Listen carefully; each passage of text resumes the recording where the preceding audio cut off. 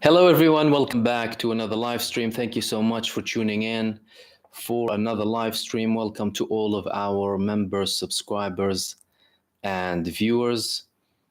As usual, let's give ourselves a minute just to make sure the live stream is up and running.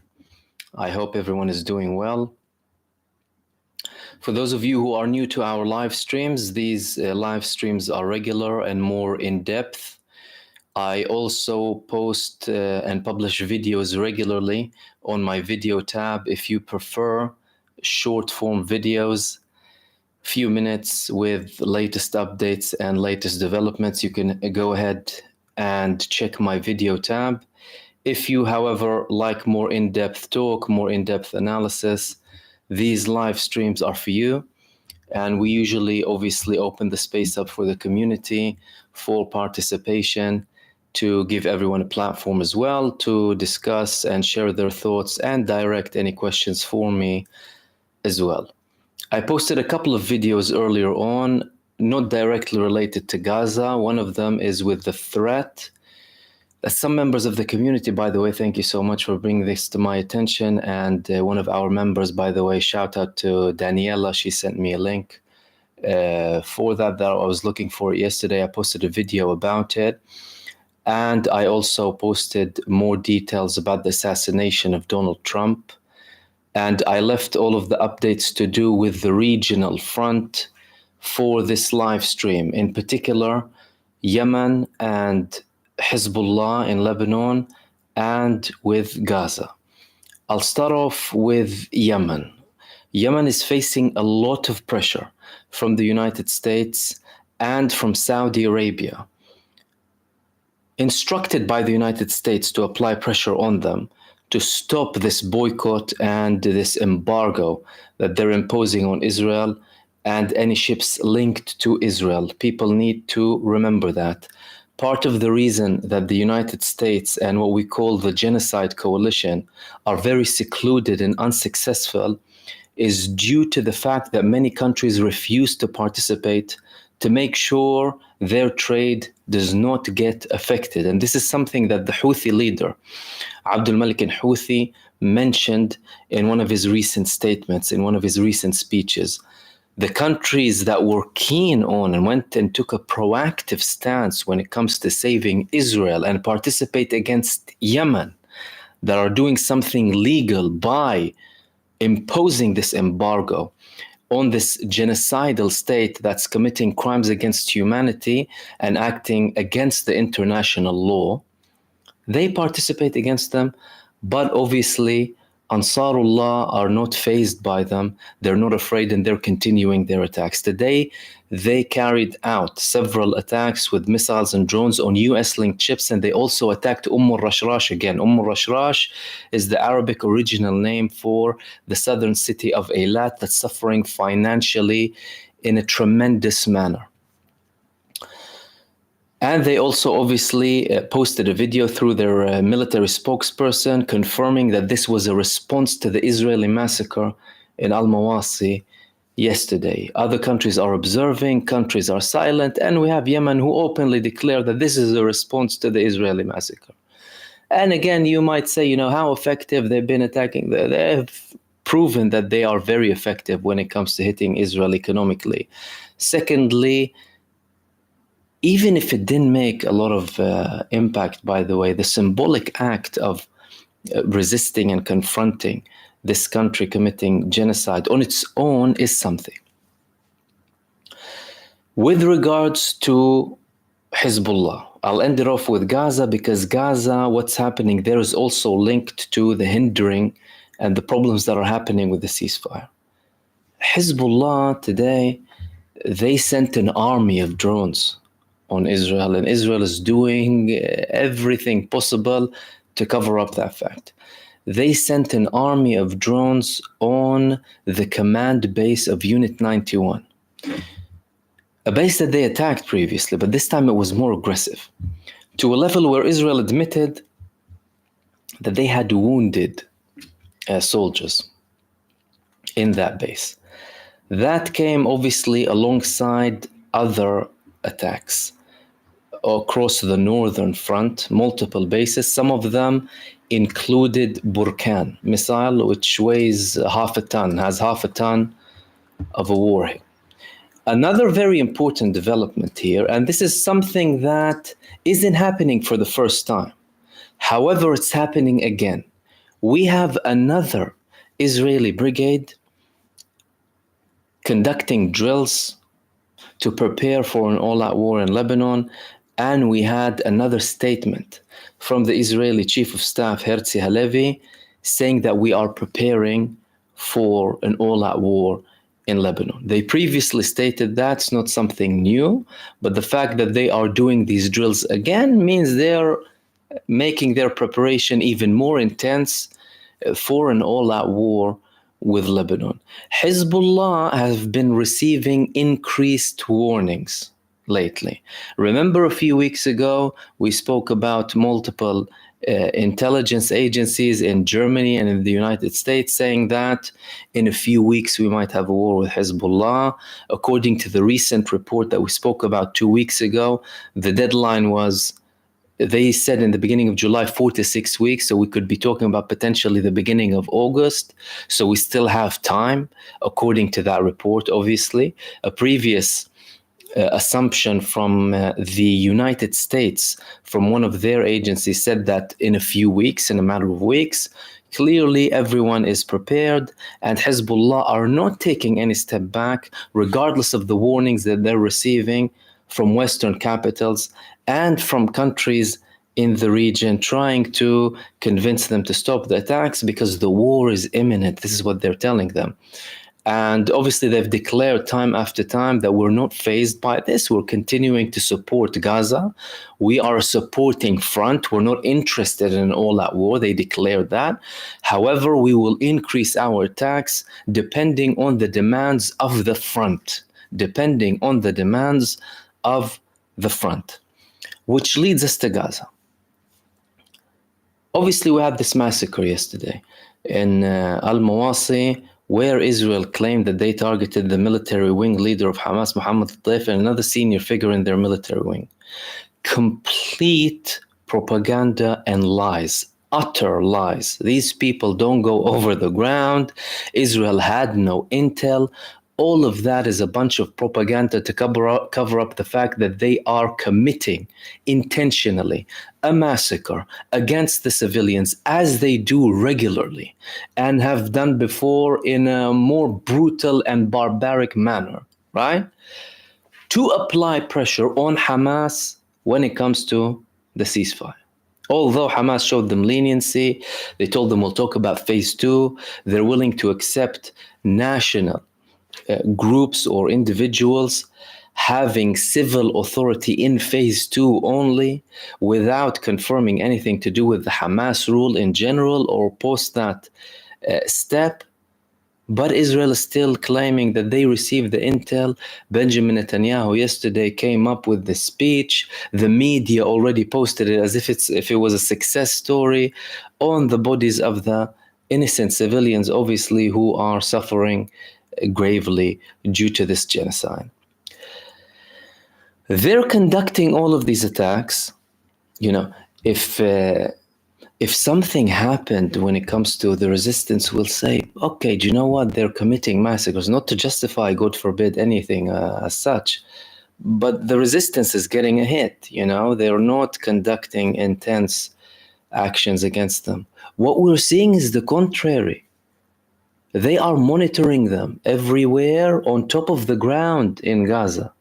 The resistance, they are monitoring Israel, showing how they monitor Israel and where they target them.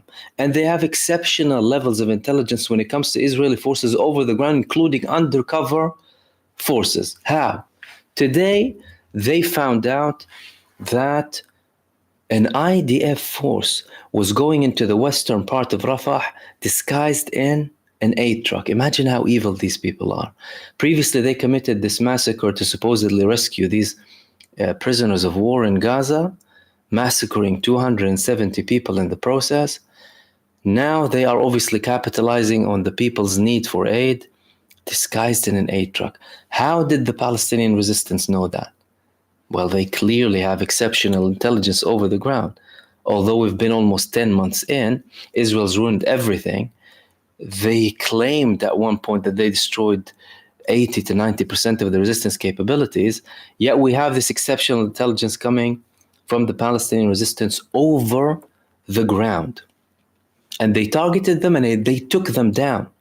That was from Al-Qassam brigades, that was the armed wing of Hamas. We had actions from 5 other resistance groups today.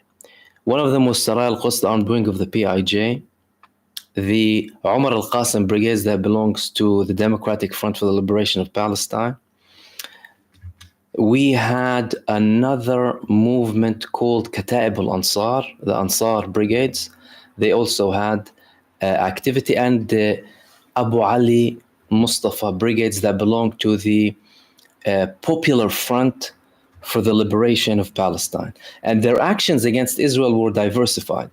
They were diversified in internal attacks, but one of their main attacks was a barrage of missiles and mortar shells on the area surrounding Gaza.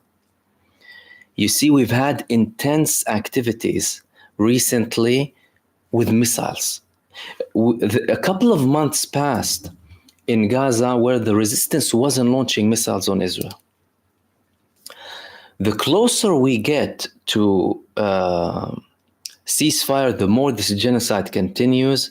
Israel obviously has the pressure of the people inside of Israel telling them, okay, you've been there for 10 months. What are we going to return to? What are you going to return to? The Palestinian resistance shows you what you're going to return to. The same reality that you had before the 7th of October.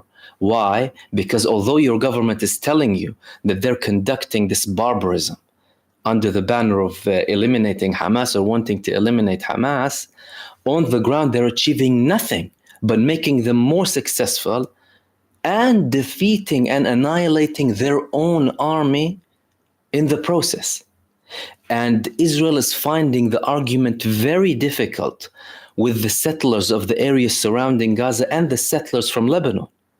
We spoke about several times the polls in Israel that spoke with many of these people and their potential of returning to these areas, and how the vast majority of them are refusing to return. Why are they refusing to return? Because of Israel's success? No, it's because of their failure. It's because of their failure. It's because in Gaza, they're committing a genocide against the population. Their campaign has been ineffective, to say the least, when it comes to the resistance. The facts that we're getting show that the army has been defeated militarily in Gaza, alongside Israel's defeat in general and Zionism's defeat in general, internally and globally. And likewise with Hizbullah. As a matter of fact, with Hizbullah, they're facing an even bigger problem. Why? Because most of the battle is within Israeli territory. Now, although Hamas's attack expelled over 120,000 Israelis from the area surrounding Gaza, and you're talking about ghost towns and settlements, right? And many of them haven't returned yet, the majority of the battle is inside of the Gaza territory. We had a couple of attempts from the Palestinian resistance and attacks inside Israeli territory. One of them was last month from Al-Qassam brigades, where they infiltrated Israel. 9 months in, they attacked Israel inside Israeli territory. Can you comprehend that? Can you comprehend this reality? That's why Israel continues its massacre against the population in hope that this population will rebel against Hamas. Why? Because look, they'll see, look at the destruction you've caused, look at what's happening. Israel's obviously selling a lot of propaganda. They constantly send leaflets with their airplanes on the Gazan population. Look what Hamas led you to. Look at the destruction. Look at this and look at that. And they're so stupid that they think that the Gazan population will actually believe them. Well, if you provided a bit better example, or if you gave the poor population a better alternative, you might have had a better argument. But you're conducting a genocide against the population, and you're telling them that Hamas is bringing this upon you. This is what they're doing in Gaza. And the more they're doing that, the further away the potential of a ceasefire is. The further away the potential of a ceasefire is, especially after these harsh statements that came from Benjamin Netanyahu in the past few days, where he's saying that I am in line with the Biden administration, but he is adding all of these impossible tasks. And the massacres against the civilians, by the way, are deliberate actions ordered by Benjamin Netanyahu himself. They had no military point. There was no military point in what they're doing. Today they committed another massacre against a school where people are seeking refuge. And what is the Israeli claim? We targeted Hamas militants in the school. The same thing that they're saying. So they're out of targets. Did you understand that? They are out of targets. And their own troops who are in Gaza, who speak with people who don't have official right positions now active in Israel, someone like Itzhak Brik, who we quoted several times previously, are telling them we are fighting ghosts here. So they have no bank of targets. If they did have a bank of targets in Gaza for all of this time and they haven't achieved their objectives, well, what the hell are you doing? And how can you dare call anything a success from what you've conducted? You can say we've destroyed Gaza, you can say we killed X amount of people, yes, but you can't say you achieved your purpose of this war, eliminating the Hamas, let alone touch them, and obviously making Gaza a place where a threat is not posed on Israel. These were the main things that I wanted to talk to you about in this video, and I'll open the space up for all of your participation now. If you have anything for me, you can go ahead. If you wouldn't mind highlighting it, that would be great. There was one other point that if I find I wanted to share with you, by the way, in this live stream, but I haven't found it yet. I only heard one figure speak about it, but I haven't seen the official statement.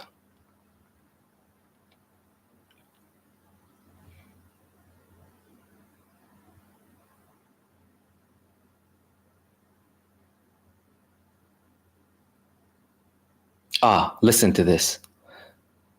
Listen to this. The Palestinian presidency led by Mahmoud Abbas, they had a statement. What did they say in the statement?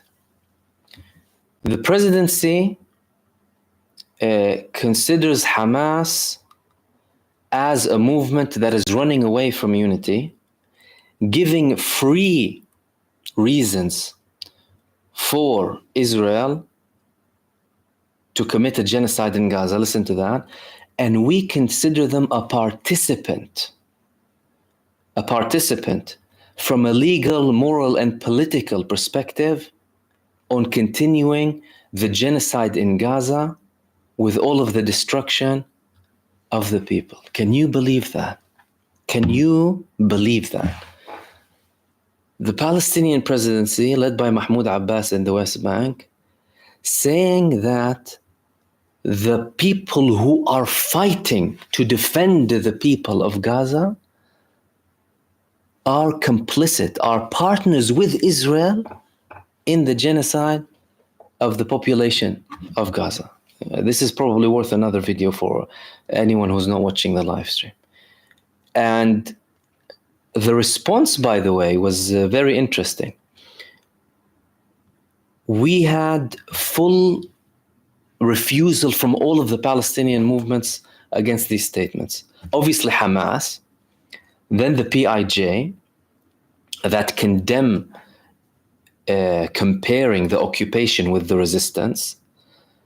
And this is exceptionally negative against the Palestinian people and their sacrifice and their heroic resistance, and for the blood of the martyrs that are still going down, that are still being spilled.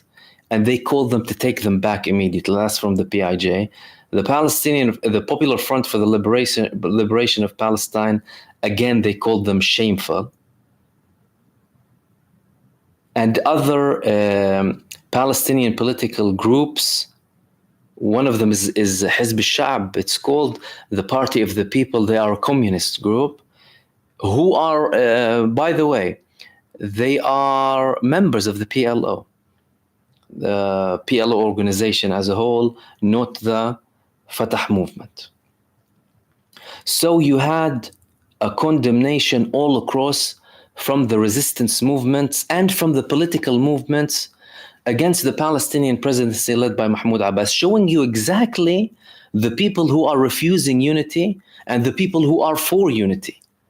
And again, we had that confirmation previously from the representative of the PFLP who attended the meetings that were held by Russia to try and bring the Palestinian movements together and political movements together to support them politically on the international scene. Not that Russia is in a very good situation internationally, but they tried to, and at the moment we spoke about it, how the Russian Foreign Minister Sergei Lavrov met the delegations and told them, we're not in any way, shape or form coming to tell you what to do, but we're just advising you that having a united front will support you on the international stage. And this representative from the PFLP, not Hamas or the PIJ, who are the main, by the way, fighting groups in Gaza, he said that we saw lack of interest from the Palestinian Authority.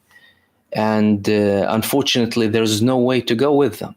And then likewise, China, they had another meeting for the Palestinian movement, and they didn't want to play ball on their own, by the way.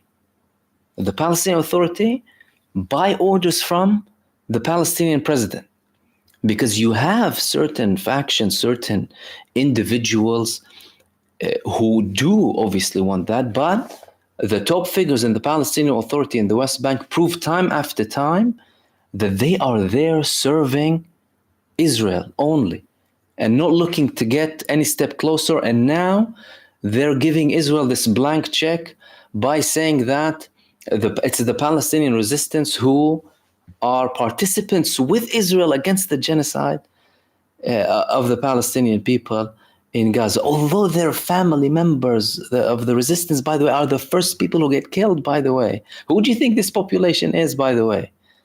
Some of them are family members of people who participate.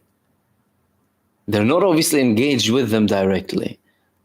Like the political bureau leader, he had over 90 of his family members deliberately killed, right? Yet they have the audacity to come up with these statements to just show you exactly who they are and which side they're on during the worst period of the Palestinian people.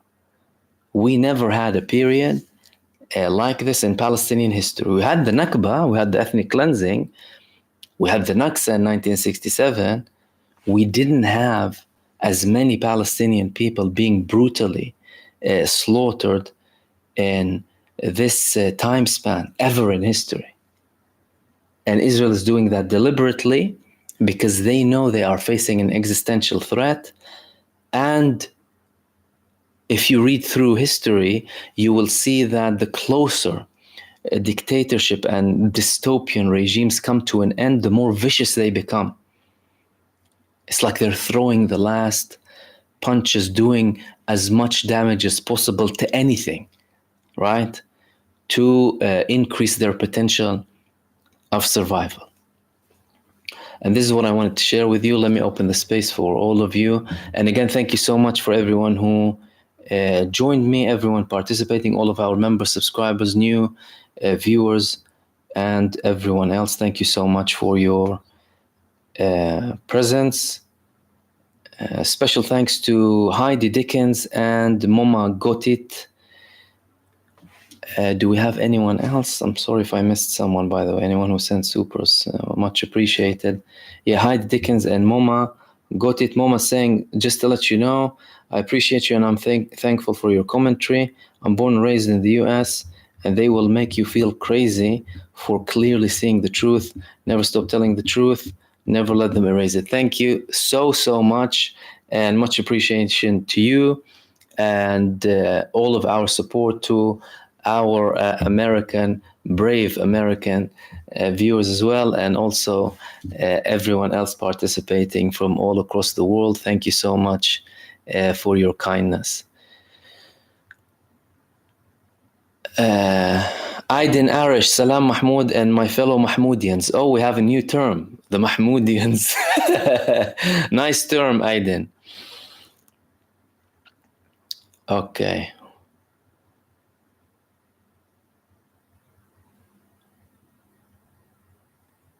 Chop Sess is saying, didn't Egypt scrap the peace talks, saying come back when Israel is serious?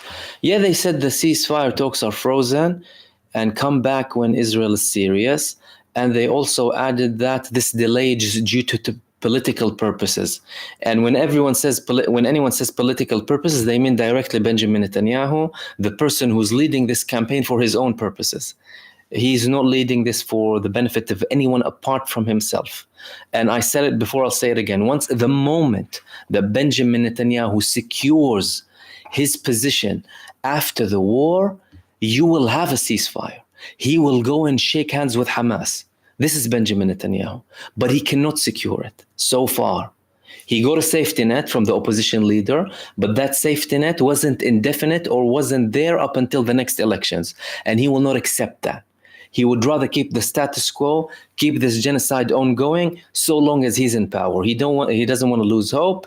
He doesn't want to risk having everything flipped on its head, because they already, by the way, if you see certain things happen in Israel that applied more pressure on Netanyahu in the beginning of the war, the middle of the war, to try and make him take a step back. One of them was the Supreme Court, right, overrided the judicial reform proposals of Netanyahu, meaning the moment the war ends, he's immediately at it with the Supreme Court.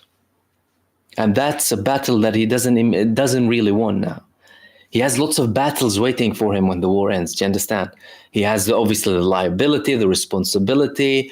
Half of the Israelis are blaming him for all of this and what's happening, and killing Israelis and killing the Israelis who are imprisoned in Gaza, killing the Israeli troops, causing all of this damage. They're blaming it on him, not on Hamas, by the way. 2/3 of the Israelis don't approve of him, right? And obviously the countries who are participating, they know that. The United States knows that. And Egypt knows that. And Qatar knows that. And they had statements against him. Yet he's still there. Fact of the matter is, he's still there. He's still making decisions. Obviously enabled by the state itself, but he's the one making the decision.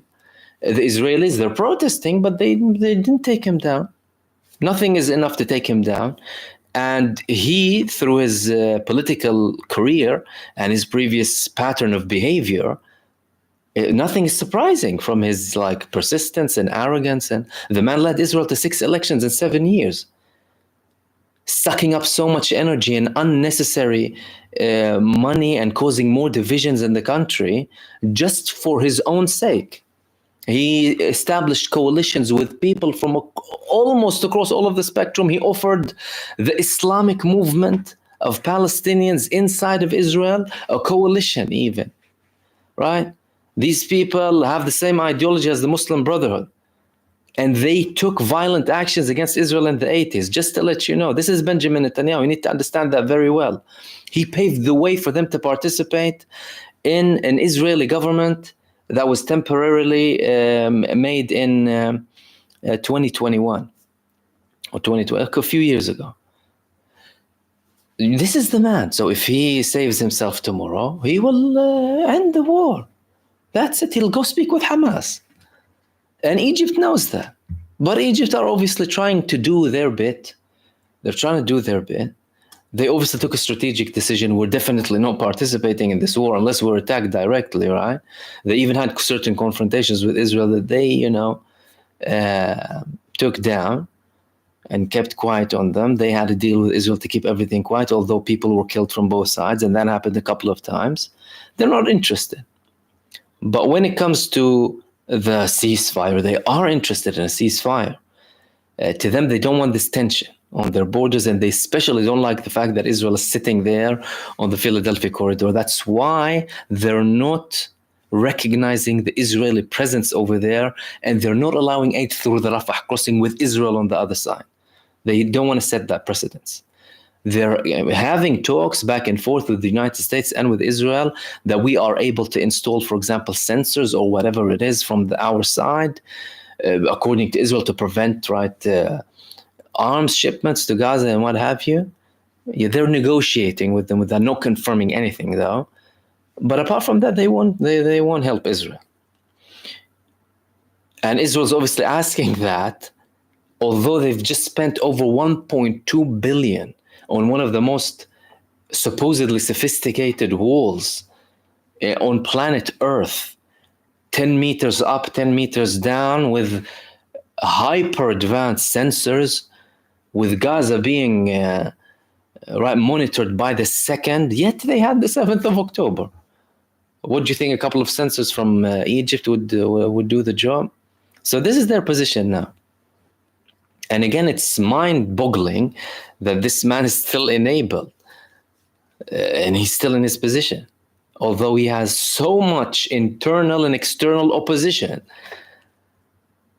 international population inside, international court, global countries that were like this with Israel. And he's still there, enabled. So long as he's enabled by the United States of America, he's there.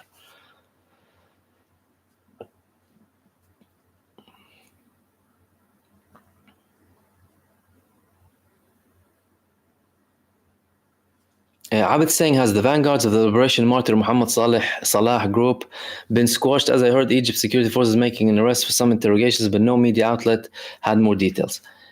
Okay, if I may elaborate on that to some of the viewers who don't understand who Muhammad Salah is. He was an Egyptian soldier who killed 3 Israelis by his own decision a few years back. In Egypt, he's labeled as a martyr. And there was a group named after him that killed an Israeli Mossad spy in Alexandria a few months back. And they recorded it and monitored it. And Abed is asking me about that. You know what I think? I think that movement, that move, that assassination was a government-led assassination under the name Muhammad Salah group, this fictional group, and recording it and publishing it.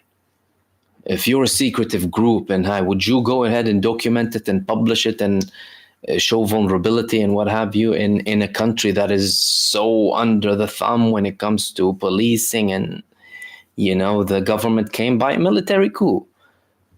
I think it was a message from the Egyptian government to Israel. Listen, we can do stuff with you.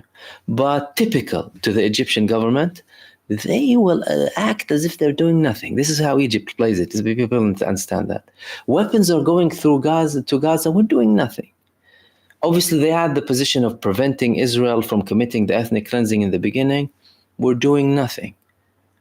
They will take certain actions here and there, and all diplomatic talk. This is how they play it.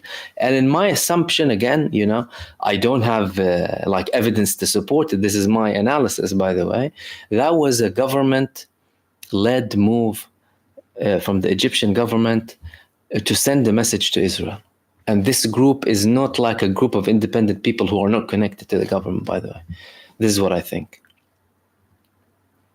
How would the release of Marwan Barghouthi affect the resistance, the PA, and Mahmoud Abbas' presidency? Mahmoud Abbas hates Marwan Barghouthi. Hates him to death. Why? Because he's a member of Fatah, yet he has national positions that support the people, their path for liberation, and he has a very good tone with the resistance movements, and he has quite a popularity amongst the Palestinian people. So his release would be something very, very positive, and it would cause the Palestinian Authority in the West Bank a lot of a headache. And Hamas asked for his release, by the way, before and they didn't succeed in releasing him in the Gilad Shalit deal. Now they do have more opportunity. There's a likelihood that he would be released, but again, that's not something that can be guaranteed. Remember, in the beginning days, Hamas's position was we want to empty Israeli prisons. So far, Israel added 14,000 prisoners to the 6,000. Now you have 20,000 Palestinians who are kidnapped. These are the hostages, right? Under administrative detention, being treated brutally, raped, tortured, killed by the orders of the national security minister, Itamar Ben-Gvir. And you saw the images of those who are released, how much weight they've lost, losing their mental capacity in many cases. And who knows what they're doing with the Barghouthi and the heavy prisoners in Israel. One of them is Ahmad Saadat, the Secretary General of the PFLP. Hamas have some of their activists over there who Israel considered to be very dangerous. One of them is Abdullah al-Barghouthi. He is serving the longest sentence in history, approximately 6,000 years he's serving. But will Hamas still have people up until the last second? We understood from the negotiations that yes, they will keep some of them. Why? Because Israel stated that we will try and release as much as possible. We'll try and maximize the release of our prisoners in phase 2, hinting that we will not be releasing all of them. Why? Because Hamas told them, dream on, you're not going to release all of them unless we get all of our people. See? And Israel will probably sacrifice them for the sake of not releasing heavy sentence Palestinian prisoners, although we already have a preparation for the public opinion in Israel, many articles, many people saying, we might release people with blood on their hands. This is the term that Israel uses. We might have to release people with blood on their hands to prepare the public opinion for the prospect of releasing people who are extremely dangerous or who have a lot of popularity amongst the Palestinian people. And again, Israel is very reluctant in releasing these people with a prisoner exchange with Hamas. Why? Because again, that would show Hamas as a national movement that cares for other people, not from their movement only, like the lie that Israel constantly sells. And they have released many people from many political movements. They were very persistent in releasing them. We're still seeing people released now, obviously with these unfortunately bad situations, innocent civilians that Israel kidnapped during the war. But yeah, his release would be a very, very symbolic thing. And I think there is an opportunity for him to be released.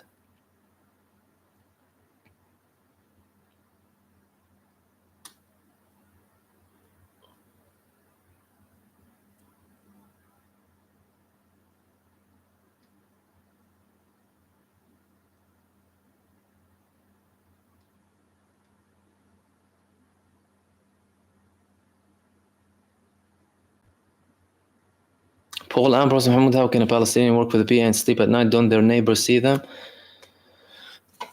You're talking about an elite group who are paid very heavily, very hefty sums, who also fall under the blackmail network. Don't forget that. So these people have money and they are blackmailed. Israel released videos previously. One of them was for Abbas's closest aide. He was the prime minister at the time. They released a video of him with a woman, and he had to resign immediately. And when they released that video, they were sending warnings to the other people in the Palestinian Authority because they have lots of stuff against them. So how can they sleep at night? That suggests that these people have some sort of morals or principles, and I don't think they do. If you have morals and principles, you would sacrifice to take a certain position, even if that means at your own expense or you being blackmailed. But the people clearly don't have it, and they live under heavy security. Don't forget that. And they have their own areas where they live. You'll have neighborhoods for these people. It's not like they live with with the public. You know.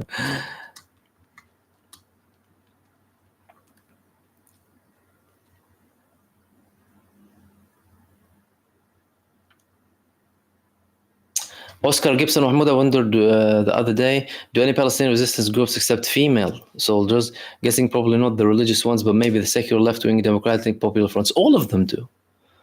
All of them have female fighters with them. Hamas, the PIJ, the left-wing, the democratic, the secular, all of them have female groups within them. And there was actually, if you recall, you know, some of these images that this platform doesn't like us to show. One of the Hamas fighters releasing women, many people suspected that one of the fighters was a woman because he or she, they had feminine features with the eyes, with the size, with this. Now, obviously, it could be a man who was a bit, you know, with a smaller frame, but many people argued that was a woman because she was with women too. And the fighters used to, obviously, they wouldn't touch the female prisoners and what have you, and treat them respectfully to a level where one of the Israelis who were imprisoned by Hamas, they said, you know, they treat a woman like a queen there, alongside other statements that we made previously. But they do have females and males.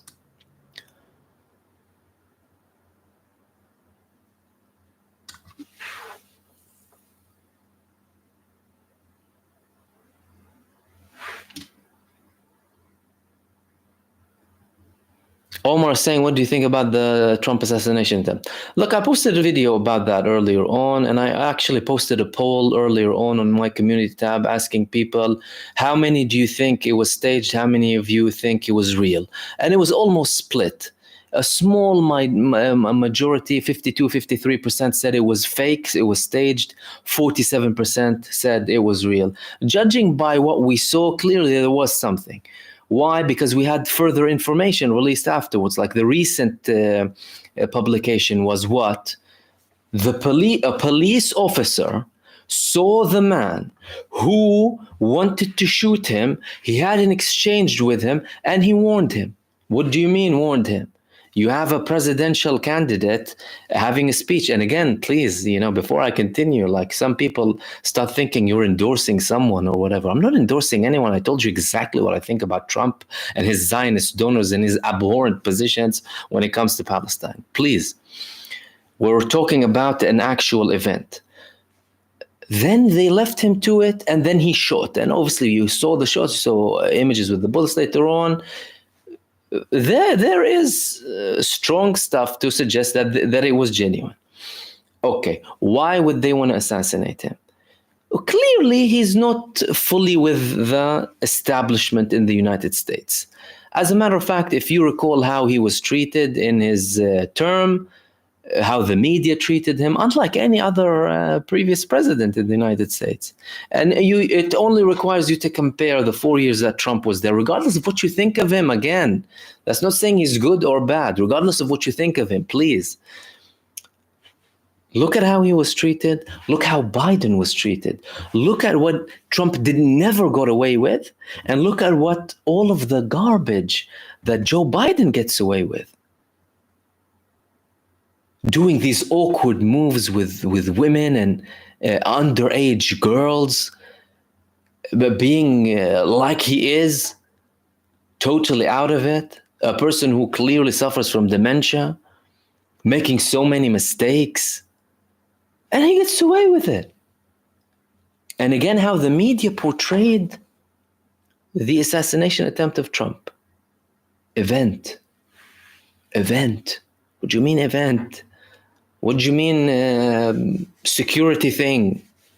There was someone shooting, a person was killed, a couple of people were hurt. I had people from the community saying I was there. It was real. They know what they saw.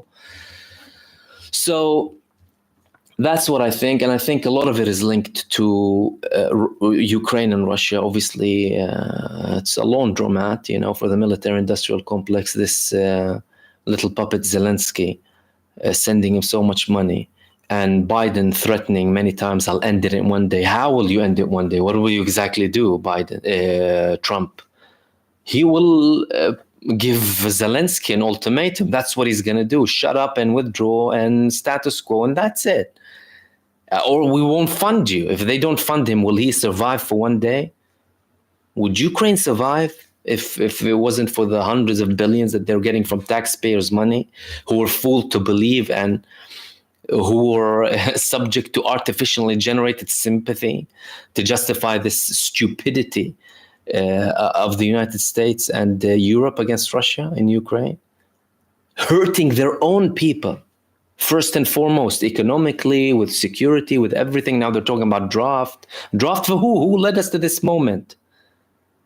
You led us to this moment with your policy. Economically, everyone in Europe is suffering economically. Why? Well, you just shot the person who's supplying gas to you with no plan B. And what did they do with plan B, the Nord Stream? No plan B, sorry.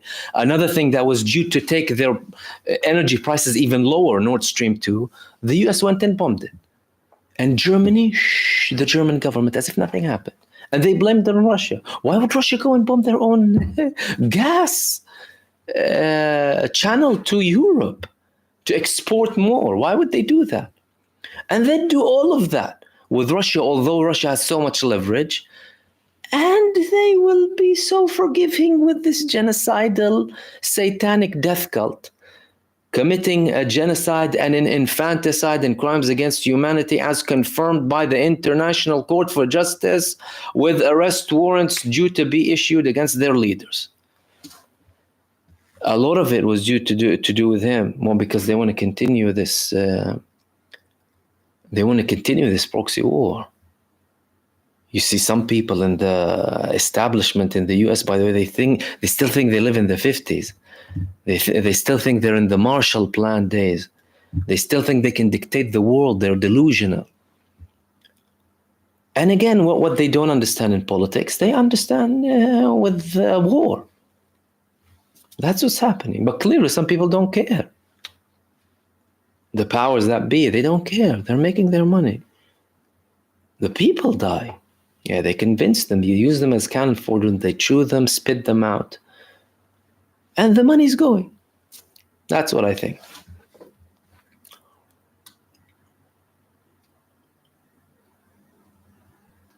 Farah Iqbal, shame on Jordan along with the Arab nations not helping Palestine. Shame, they will be asked on Judgment Day. Where were you? I'm gonna love to see their answer on Judgment Day. What did you do? Do you know what they're doing?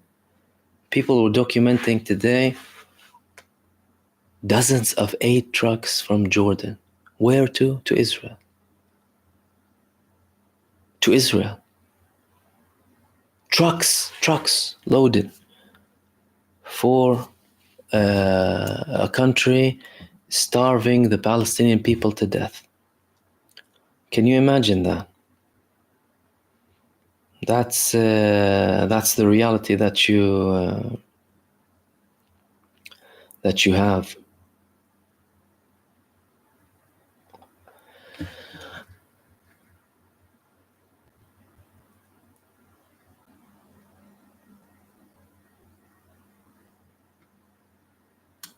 And thank you, obviously, everyone else who's participating with your kind comments and inputs. Let's see if we have anything else to discuss.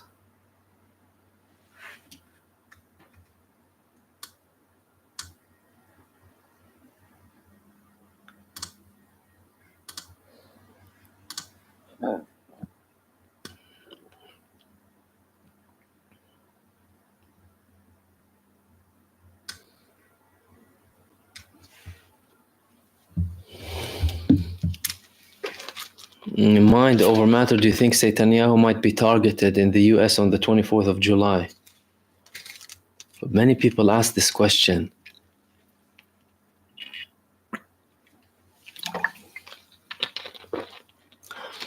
I think there's more than enough people who want Benjamin Netanyahu 6 feet under. And if Donald Trump faced an assassination attempt, Benjamin Netanyahu could face an assassination attempt. How likely that it's gonna happen? there's a big likelihood many people in the United States are armed. Like, the reality in the United States isn't an easy reality. You have so many people with arms, and people fear for, their life, let alone the most hated man on earth. If I were Netanyahu, I'd be petrified going to the United States. Do you know why, by the way? Because, I've been making these videos religiously every day since this genocide, almost since this genocide began, a month later. Why? Because I naturally do this type of thing. Usually on my YouTube, I used to post like 1 or 2 videos a month, maybe, to discuss a couple of topics, including Palestine. But because of the gap and because of the level of manipulation and lies and brainwashing and abhorrency, I have seen levels of American bravery that I never saw before. And I think it's due to the fact that the United States is the main culprit in this, because they support Israel.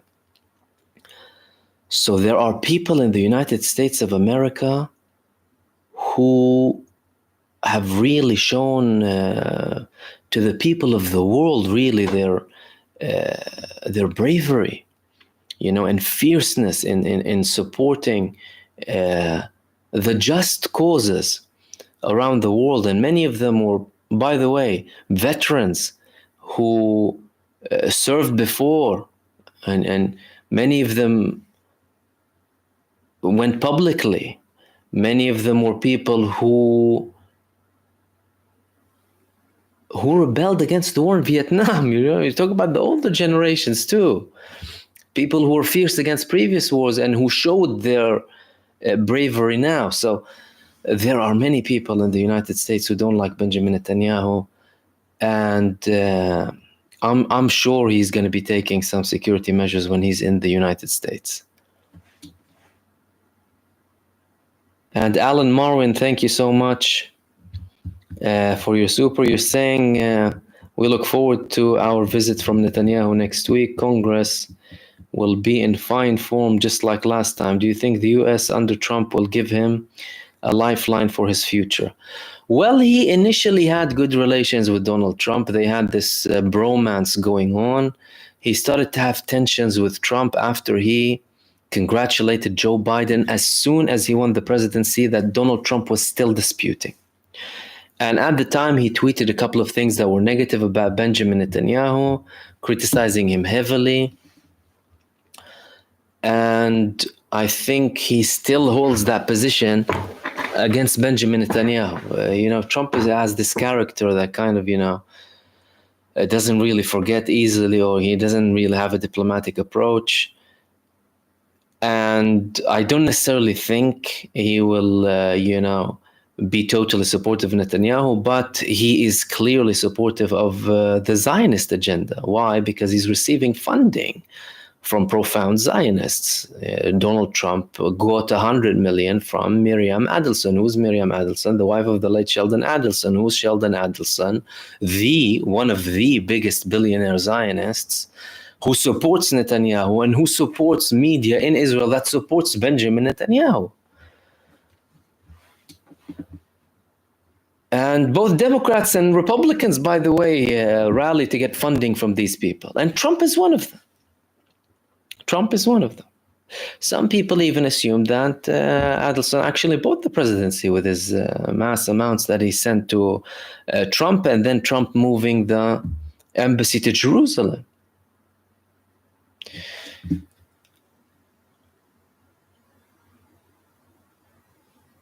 And again, thank you, Alan Marwin, for your super, and also Nasra H.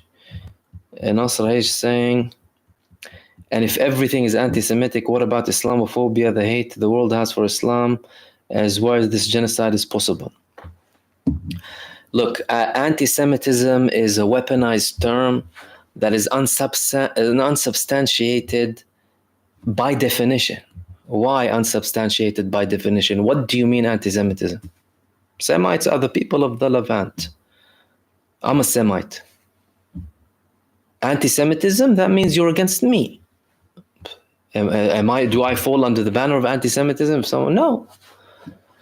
Jews say that, by the way. Okay.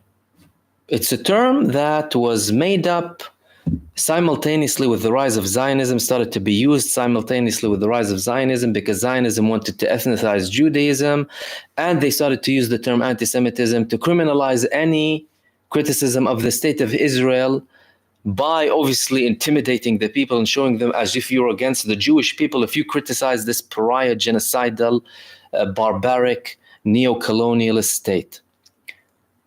So that's number one with anti-Semitism, and I have to always repeat that. If you have a problem with Jewish people, the term is anti-Jewish, anti-Muslim, anti-Christian. And all of these are abhorrent forms of racism. But again, some people are fooled by the term anti-Semitism to this day. Islamophobia is the reason, again, you said genocide is possible. A lot of Islamophobia has been pushed for the past 2 decades. People were formed to believe that a bad guy, a terrorist, is a man with a turban and a beard.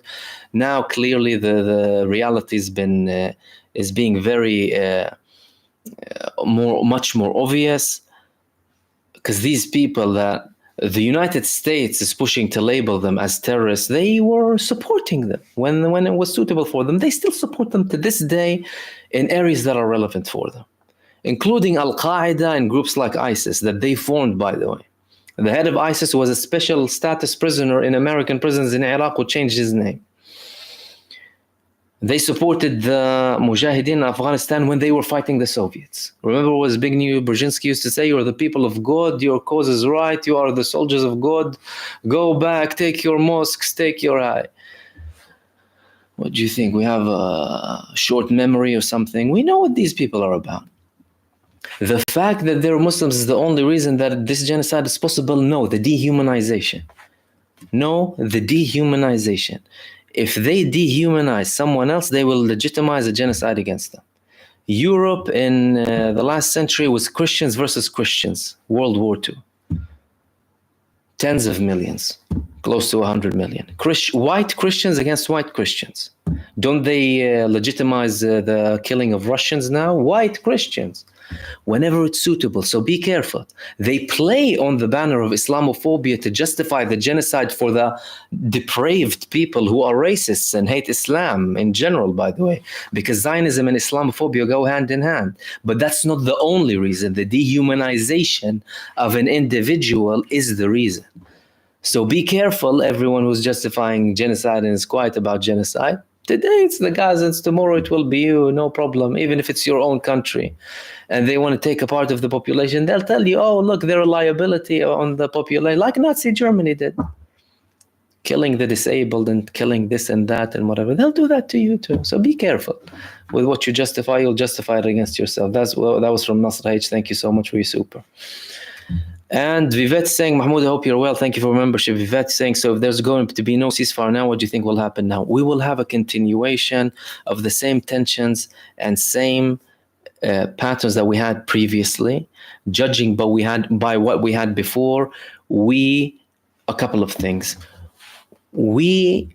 After the initial 30 days of the war, this is what we saw. We saw a very intense bombardment with thousands at one point killed per day, or very many hundreds killed per day. What we didn't see after that phase was the same intensity continuing for various purposes, maybe lack of weapons, maybe a change of strategy, maybe this, maybe that. But if Israel was effectively killing the same numbers at the same pace that they were killing in the first month, we would have had confirmed 160,000 deaths by now. That we did not have. Okay, we have a genocide, we have ethnic cleansing attempts, of course, we have starvation, we have destruction, we do have all of that. Israel already tried and tested multiple things in Gaza. They tested the all-out bombardment. They tested full military deployment, 2 divisions all at once, 90,000 troops, the peak, over 80,000. two divisions. They tested small numbers. They tested targeted campaign. They tested a lot of things to try how things go with each attempt or each war stage. Okay? They call them the phases of the war, although in these phases of the war, they tried different things. At one point, we had only several hundred troops in Gaza, don't forget that, who were merely policing the Netzarim line. Okay, why did Israel do that? To see how it can function with IDF military presence in Gaza, albeit heavy, albeit short, whatever it is. They tried that. Netanyahu saw that it's possible to continue on different levels. It's possible to continue with Gaza with full intensity. It's possible to continue with limited strikes, and it's possible to continue with limited numbers. And by the way, when I mean possible by the terms of Benjamin Netanyahu, not possible by the correct possible terms, by the way, or the correct military possible terms or politically. No. He's not considering any of that, by the way. So don't think that there's any rationale behind this, any logic behind it. There isn't. There's the Netanyahu logic behind it. He can continue. Okay, but as long as he's continuing, so long as he's continuing, he's having the fronts open, the supporting fronts open. Yemen is open, Hizbullah is open, Iraq is open, and Iran is sitting there looking and monitoring and supporting where they need to support and ready for the day. All right. Can he guarantee what's going to happen tomorrow? No, he cannot guarantee. Does he care? He doesn't care. Why? Because he's still in his seat. So we'll see a continuation of that with a very intense risk of an elevation all at once. And that's the same thing that I've been saying for months now. You have two options here, either a ceasefire in a heightened situation or an ongoing war with the potential of an all-out war completely exploding at any given moment. This is what we have, so long as Benjamin Netanyahu is there. Nasra H, thank you so much for your super. You're saying Imran Khan possibly released. Thank you. I haven't really heard the latest when it comes to Imran Khan. I do hope that he gets released. Imran Khan is another example of those who are democratically elected in certain countries. All of a sudden you have coups against them, right? And Western silence as well. So I do hope that he is released. He was obviously a good voice for Palestine too, and a good voice for revealing Western powers' hypocrisy too, by the way. But clearly the military in Pakistan is still very tied with the American government.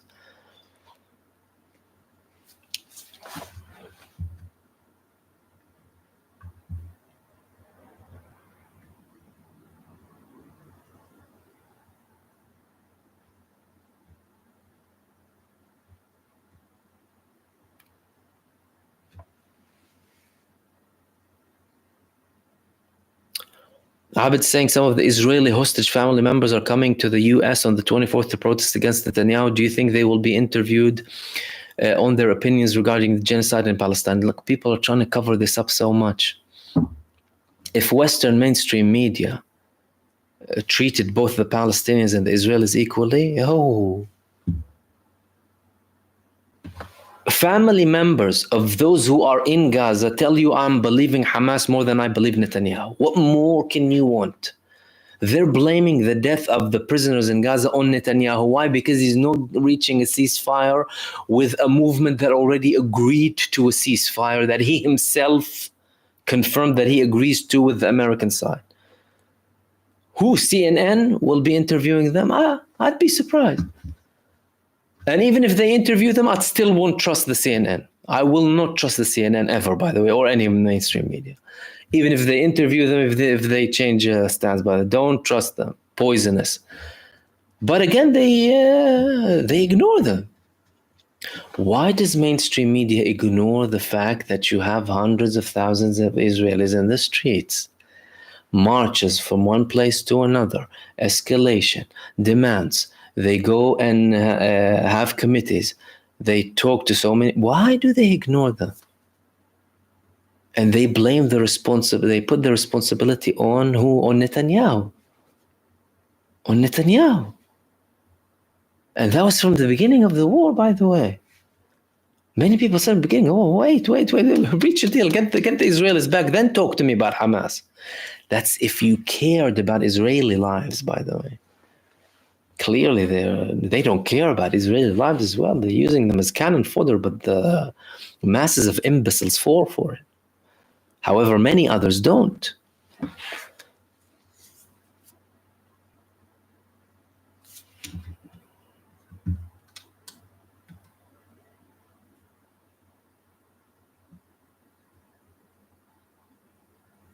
AH, will Putin assess the resistance in any way as a response to the US proxy? I don't see any other play. He's already supporting the resistance, and not just the resistance. Putin plays it globally. He visited many countries that oppose the United States hegemony and unipolarity, and he's strengthening them. Hizbullah reportedly already have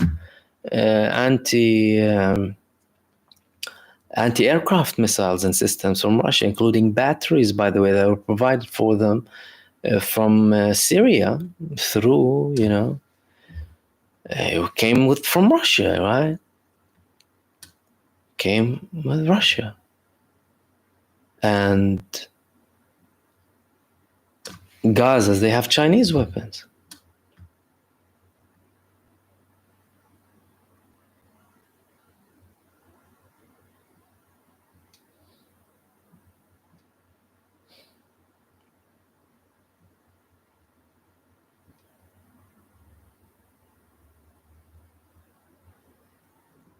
And thank you for everyone participating as well in the chat.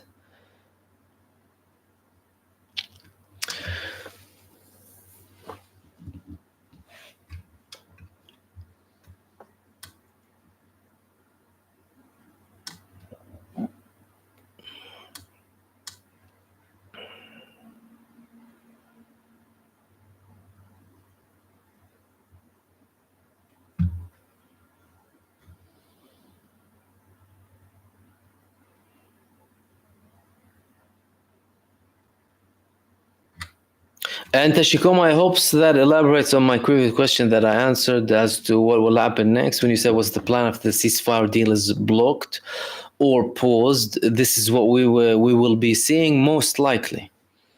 A raised prospect for global, for regional at least, that could lead to global war, unless we have a drastic change when it comes to Israel.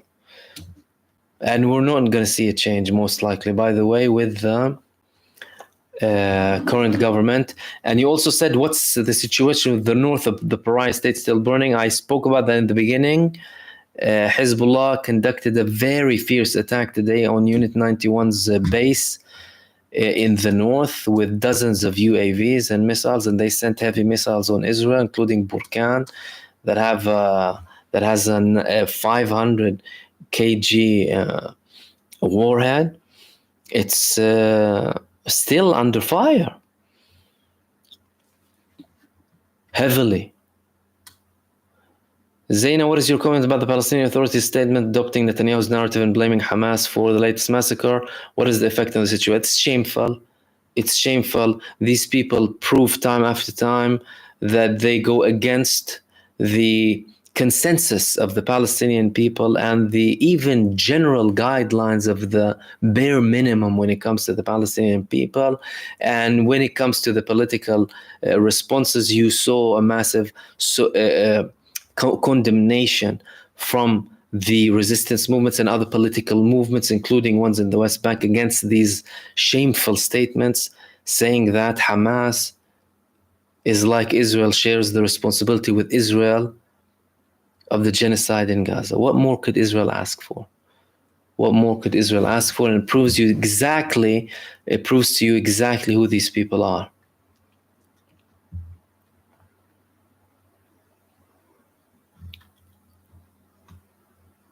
Irene Z, are the Orthodox Jews learning? What's the situation, please? If you're referring to the conscription, then the defense minister is trying to recruit several hundred to several thousand. We had more harsh statements from the leaders of the community saying that, firstly, one of them, and I quoted him a couple of days ago, he said that is a country that forces conscription on the students of the Torah does not have a right to exist.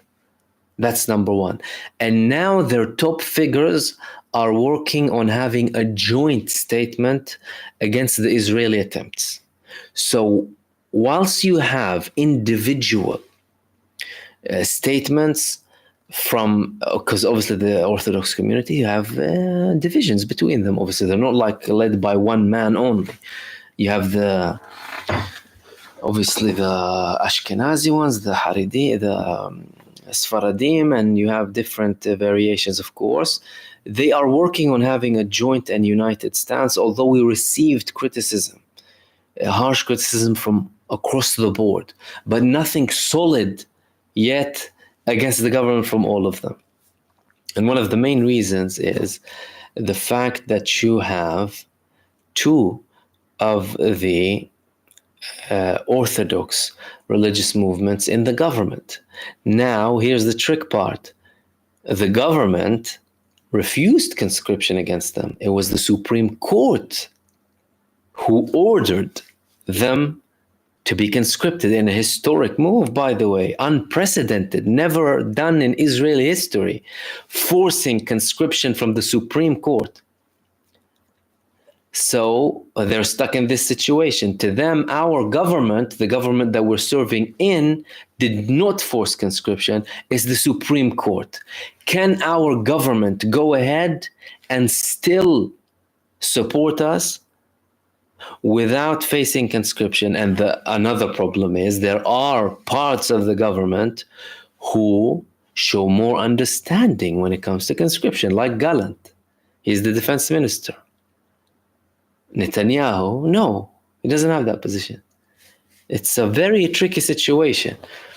But the main stance is we're not serving. And they call it blasphemous, and they call the people who go against the religion if they do that. And they they serve on Saturday. To them, that's bad. They mix women and they don't respect the orders of the religion and all of that. And Dennis Huggins, thank you so much for your super, much appreciated. That looks like that was the last comment here. Yes, that was the last question directed to me from Irene Z. And we will wrap it up there. Okay, everyone, thank you so much for joining me for another live stream. I hope I clarified a bit more stuff to you in the middle of this mess. Thank you so much for your participation. Thank you so much for everyone who sent supers. Heidi Dickens, Mama Got It, Alan Marwin, Nasra H again, thank you so much. And Dennis Huggins, thank you so much for all of your super thanks. Thank you to everyone who participated. I'm sorry if I missed some of your comments, by the way. Live chat, obviously. Apart from that, good night or good day, depending on where you are. Stay blessed. I wish you all the best. And I will hopefully be with you soon in the next video. Peace, everyone.